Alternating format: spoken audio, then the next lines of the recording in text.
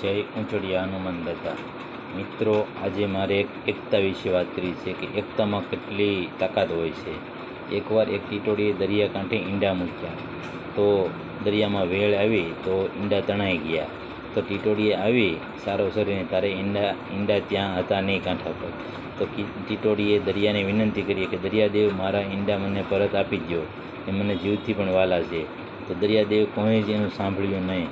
તો એણે વિચાર કર્યો કે હવે આને મારે કંઈ પાઠ તો શીખવાડવો પડશે।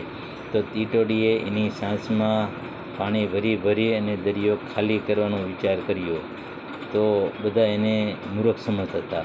પછી અમુક સમય ગયો પછી એને એવું થયું કે ચાલુ એને સાથ તો આપીએ આપણે, ભલે જે થાય, પણ એને એકલતા તો ન લાગે। તો બીજી એના ગ્રુપની ટીટોડીઓ પણ ટૂંકમાં આ વસ્તુ કરવા લાગી।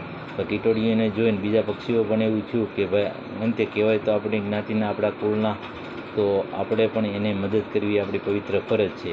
તો મિત્રો, એ બીજા પક્ષીઓ પણ ટીટોડીની જેમ સાંસમાં પાણી ભરી અને દરિયો ખાલી કરવાની મહેનત કરવા લાગ્યા। તો આ જોઈને ત્યાંથી નારદ મુનિ પસાર થયા। તો નારદ મુનિએ જોયું અને વિચાર્યું, એક પક્ષીને પૂછ્યું કે આ શું કરો છો? તો એણે કીધું કે અમારે ટીટોડીના ઈંડા દરિયાદેવ લઈ ગયા છે, તો અમે દરિયાદેવને ખાલી કરવા માગીએ છીએ, અથવા અમારી ઈંડા પાછા લેવા માગીએ છીએ। તો એણે વિષ્ણુલોકમાં ગયા અને ગરુડજીને વાત કરી કે ગરુડજી, તમારી જ્ઞાતિ આખી ભેગી થઈ છે અને એક થઈ અને દરિયા સામે જંગ ખેલે છે, અને તમે અહીં નિરાતે બેસો છો। તો એને પણ લાગ્યું કે નહીં, મારે જ્ઞાતિને સાથ આપવો જોઈએ। તો ગરુડજી પણ આવ્યા અને એને મદદ કરવા લાગ્યા કે સાંસમાં પાણી ભરી અને ખાલી કરવા લાગ્યા। તો વિષ્ણુ ભગવાનને ગરુડજીની જરૂર પડી તો જોયું કે ભાઈ ગરુડજી ક્યાં છે? તો એને ખ્યાલ આવ્યો કે ગરુડજી દરિયાકાંઠે દરિયો ખાલી કરે છે। તો ત્યાં દરિયાકાંઠે આવ્યા અને કીધું કે શું છે? તો કે ભાઈ, ટીટોડીના ઈંડા દરિયાદેવ લઈ ગયા છે, દરિયો ઈંડા ન આપે ત્યાં સુધી અમે અમારી પ્રવૃત્તિ શરૂ રાખશું, અમે મહેનત અમારી અથાગ રહેશે।